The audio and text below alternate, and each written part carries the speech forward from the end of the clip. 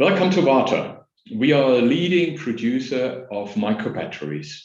They are used in the hearing aids and as well as hearables. Hearables, as well known as TWS, true wireless headset batteries. Those are the batteries which give energy to your earbuds, which you use for your comfort day to day.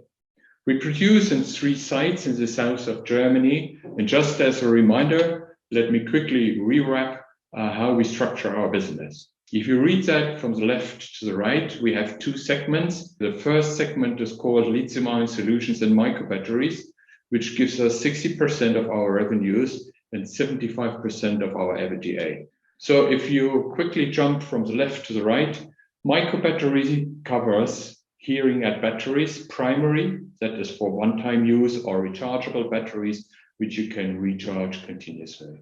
Second area is lithium-ion coin power. Lithium-ion coin power, those are the batteries for the TWS devices which you use, where we are early adapter of that segment, and we have all the big clients under contract. The third one, lithium-ion V4 drives, that is future. That is future for e-mobility. I will touch that intensively in later slides. Currently, no revenues coming from that side. The fourth one, lithium-ion solutions, those are power packs. Power packs are used in your drilling machine, but if you buy, for example, a Miele vacuum cleaner, the power pack is from us.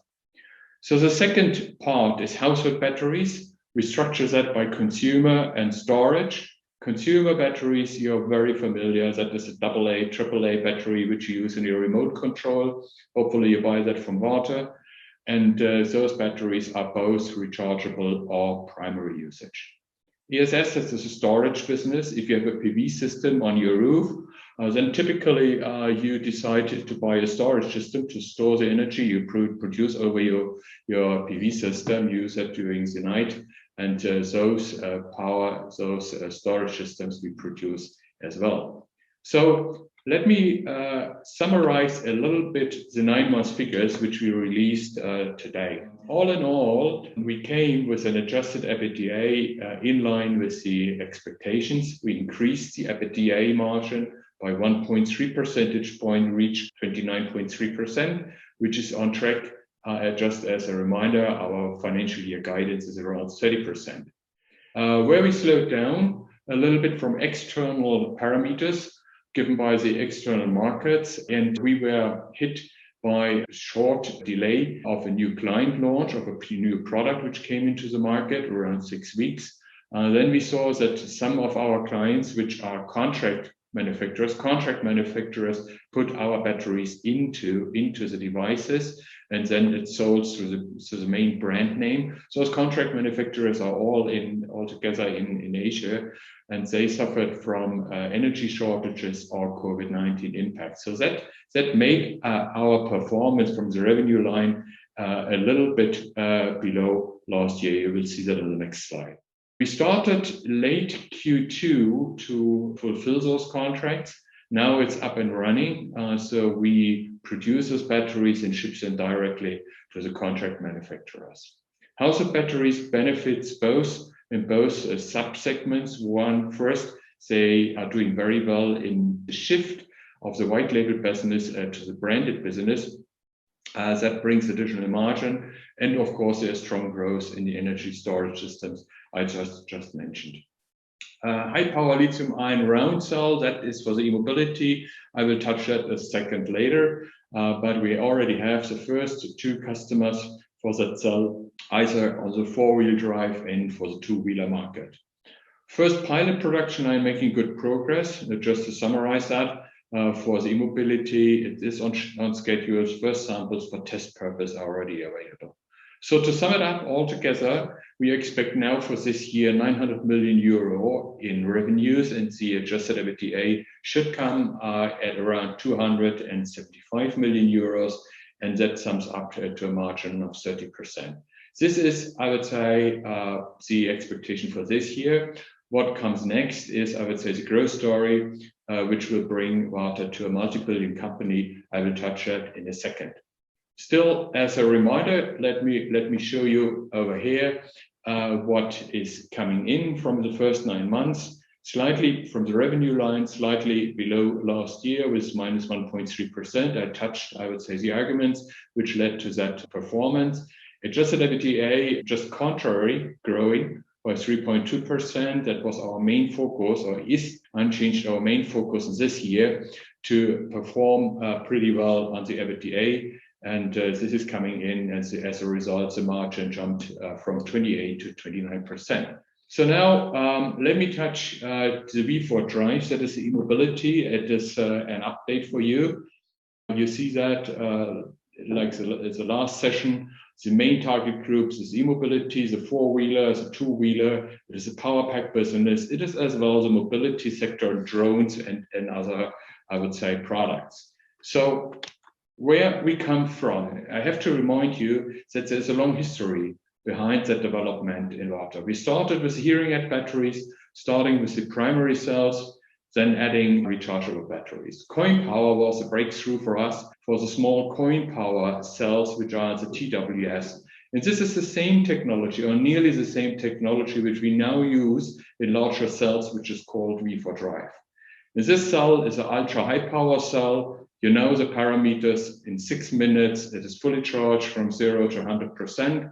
It is from a lower inner resistance. It does not heat up much.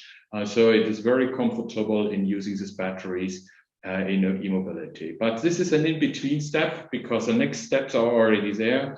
We will enlarge that portfolio, and you see that this cell, the next steps, the cell is the 46800. This is much larger and gives you much more energy for new purposes.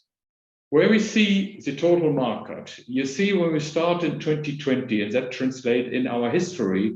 In 2020, we profited most from the small coin power cells, and for a little bit larger cells for the stationary energy storage. In both segments we are already in. It's called here the consumer electronics and stationary energy storage. And then the e-mobility, still relatively small, but kicking in. But then you see what is expected as a forecast. So 2025 and 2030, the lead will be taken clearly from the growth perspective by e-mobility. This is exactly where we want to participate. In 2024, we will have first revenues on a basis of a 2 gigawatt hour factory, and then we move straight to 10 or 20 until end of 2030. So we will participate in this next growth opportunity. Now it gets a little bit more technology driven. I want to explain over here is our journey. Yeah, and you read the chart from left to right, and you see two bar charts. The darker one, that is the inner resistance. The inner resistance gives you, I would say, an understanding how quickly we can bring the energy into the cell. So what you see for the first one, the 21700, we call it ultra high power cell. It is very, very low. So this brings us the speed to bring the energy from 0 to 100 within 6 minutes. And then we have next formats, which are already in the developing process. The next one will be 26700 and so on, and we will end at the 46800.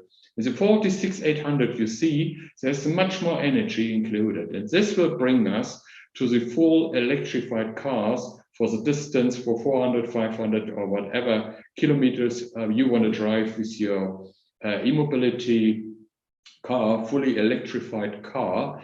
That is a long distance cell, which gives you enough energy to have no more traditional engine on board on a hybrid, no more that way. It's fully electrified. So this is our journey. This is our journey because we are convinced that we need to adapt this market, and this market is already there, and we will go for that. And this will bring us to the next level of a multi-billion company. So to sum it up, what to expect from the future, what to expect in 2022 and 2023.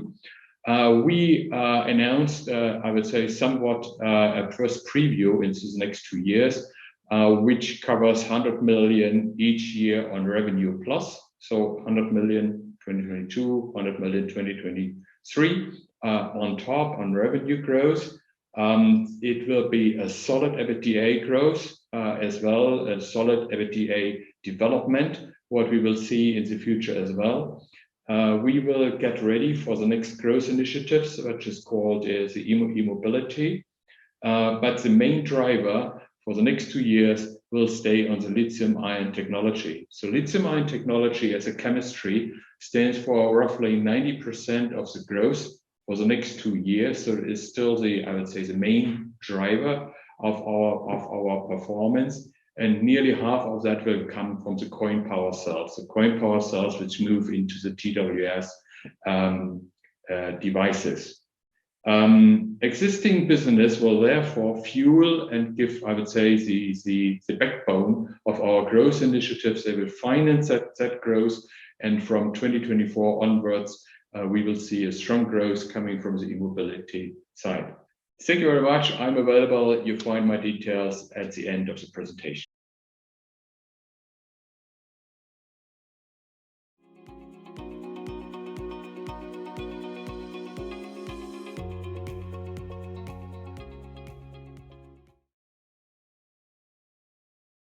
Hi there, since you watched this company video until the end, I'm guessing you liked the video.